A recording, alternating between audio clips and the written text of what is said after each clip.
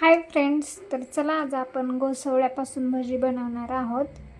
तर हा घोसावळा चांगला स्वच्छ धुवून आणि वरची साल काढून आपण गोल कट करून घेणार आहोत.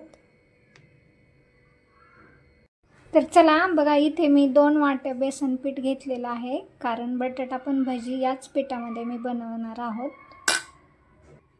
तर बघा, साल काढून असे गोल करून घेतलेले आहे. तर चला आपण याचा मिरची बारीक करून घेऊया यासाठी.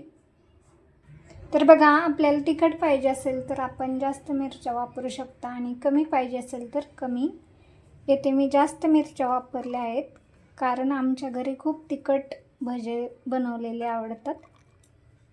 तर बघा, नमक टाकलेलं आहे. तर चला आपण हा ठेचा बनवून घेऊया. तर बघा, मिरची बऱ्यापैकी बारीक झालेली आहे. तर याच्यामध्ये आपण जिरे आणि मोहरी टाकून आणखी एकदा हे बारीक करून घेणार आहोत. वाटलेली मिरची याच्यामध्ये टाकलेली आहे. तर थोडीशी हळद आणि थोडेसे नमक टाकून आपण हे मिक्स करून घेऊया. नमक आपल्याला थोडंच टाकायचं आहे, कारण मिरची बारीक करताना आपण वापरलेलं आहे. तर चला आता आपण याच्यामध्ये पाणी ओतून थोडंसं घटसर मळून घेऊया. तर बघा, पीठ मळून होईपर्यंत आपलं तेलही गरम होईल. तर आपण बारीक गॅसवरती तेल ठेवून देऊया. तर बघा, छानपैकी आपलं पीठ मळून झालेलं आहे.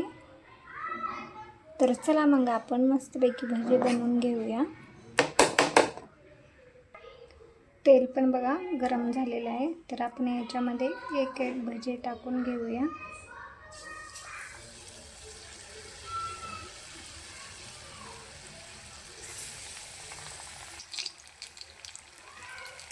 तर बघा, सोड्याचा वापर न करता आपले छानपैकी भजे फुगलेले आहेत. ते पाहू शकता बघा तुम्ही.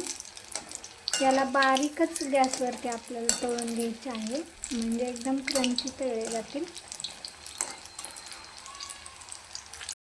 तर बघा, गरमागरम आपले घोसावळा भजी तयार आहे. आवडले असेल तर नक्कीच चॅनलला लाईक, शेअर, सबस्क्राईब करायला विसरू नका. थँक्यू.